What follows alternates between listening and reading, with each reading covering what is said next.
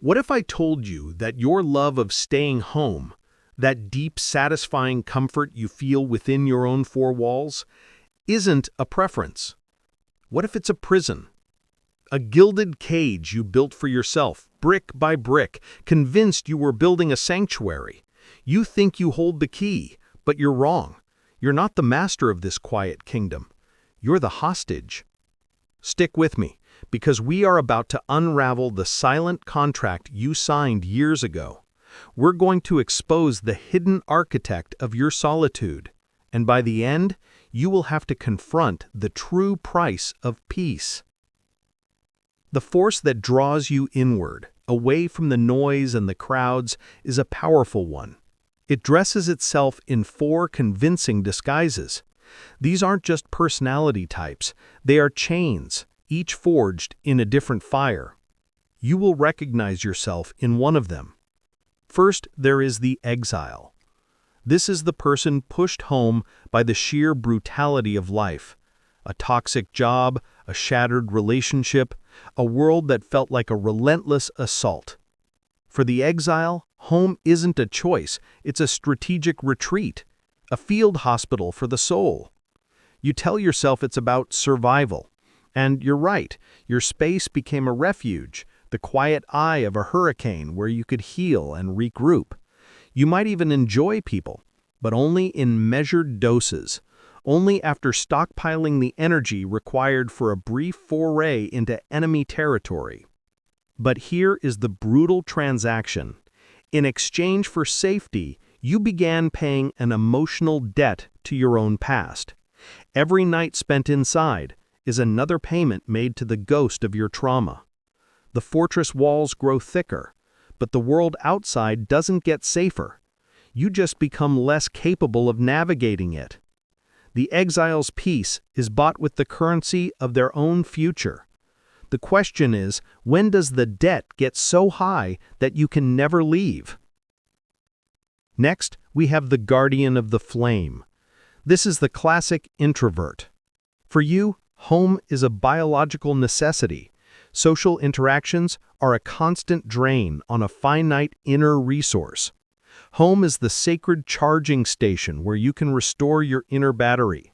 You've learned that too much external stimulation leads to a catastrophic system burnout. So your sanctuary is where you can finally drop the masks and just be. It feels like freedom, but even freedom has a cost. The guardian's contract is a trade of connection for energy. To protect the flame, you build a vault around it. The problem is that nothing gets in, but nothing gets out either. Your flame may burn steadily, but it never grows. It never casts its light on others, and it never feels the warmth of another flame beside it. You are not guarding a fire, you are slowly starving it of oxygen. You've traded the risk of burnout for the certainty of a slow fade. Then there is the alchemist. This is the creative soul, the writer, the artist, the innovator. For you, solitude is not about recovery, it's about creation. Your home is not a refuge, it's a laboratory where ideas are forged. You don't avoid the world, you retreat from it to make sense of it, to distill its chaos into art and meaning. You need the silence, the uninterrupted flow. The world is just raw material to be brought back to the lab for processing. But here is the alchemist's fatal flaw. Alchemy requires a constant influx of new elements. When you seal the doors to your laboratory, you are left to work with the same old materials over and over again. Your creations become sterile echoes of what you already know. The innovation stops. Your home, once a space of infinite creation, becomes a museum of your past successes. The alchemist, in a quest to build a new world, has cut themselves off from the very source of their magic. Finally, there is the sovereign of silence. This isn't about introversion. This is about control. The sovereign detests the chaos of crowds, the pressure of social expectation, the unpredictable messiness of other people. For you, fun is doing exactly what you want, when you want, without compromise. Home is your throne room. Within these walls, your rule is absolute. It's not people you dislike, it's the noise, the obligations, the surrender of autonomy. This isn't peace you're seeking, it's power. This power is wielded with what I call the blade of sovereignty. It's a double-edged sword. On one side, it grants you ultimate freedom, but on the other, with every person you cut out, every invitation you decline, every connection you sever to protect your kingdom, the kingdom shrinks, until one day you find yourself the absolute ruler of a single, silent room. A king with no subjects, no allies, and no challengers. A sovereign of an empire of dust. The exile, the guardian, the alchemist, the sovereign. 4 faces of the same warden. Each of you believes you made a conscious choice for your own well-being, but here is where the floor gives way. You've identified the walls of your prison. You may even be proud of how you've decorated them, but who handed you the bricks? What if the reason you retreat isn't your personality, but a program installed in you? What if the architect of your perfect sanctuary isn't you at all? We ended part 1 with a forbidden question. Who is the true architect of your solitude? Who profits from the gilded cage you call home? The answer is terrifyingly simple. The architect is the ghost of every transaction you've ever made. It's the accumulated weight of an emotional debt so massive you've forgotten you were even borrowing.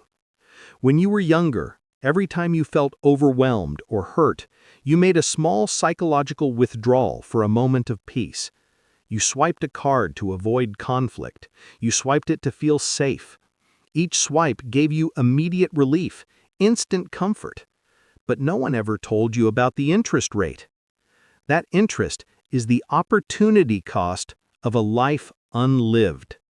Every invitation you declined was a forfeited memory, a friendship that never blossomed, a love you never found. And the debt collector? It's a shadow government in your own mind. Let's call it the inner warden. The warden's voice whispers, "It's better inside. It's safe here. The world is too loud. You deserve the rest." It sounds like self-care, but it is the voice of a jailer convincing you that the prison yard is the entire world.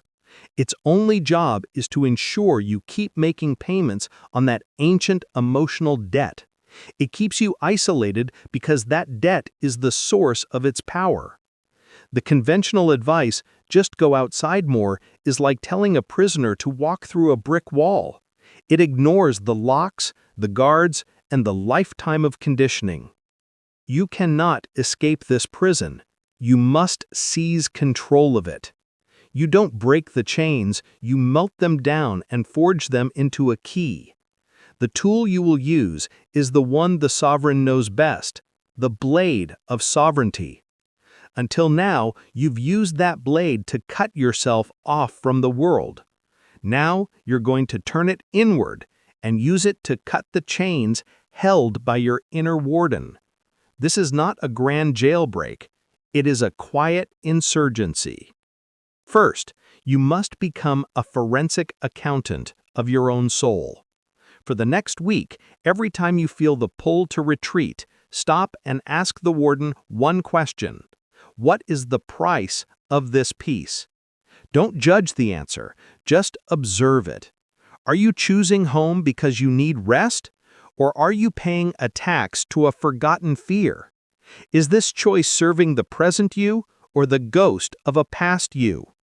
You cannot fight an enemy you do not see. Drag the warden's transactions into the light. Next, you stop trying to pay off the debt all at once. That leads to burnout, which sends you right back into the arms of the warden. Instead, you make small strategic payments against the principal. A 5-minute walk isn't just a walk, it's an act of defiance. A 3-minute phone call isn't a social obligation, it's a commando raid into enemy territory. These are victories because they are different. You are disrupting the system and teaching the warden that you are no longer a compliant prisoner. Finally, you must redefine your sanctuary. You will transform your home from a fortress into a home base. A fortress is a place you hide in. A home base is where you plan, rest, and recharge from before your next mission. The entire function of your solitude must change. Its purpose is no longer to protect you from the world, but to prepare you to engage with it on your own terms. When you are home, you are not hiding. You are refueling. You are sharpening your blade. You bring back treasures from the outside world,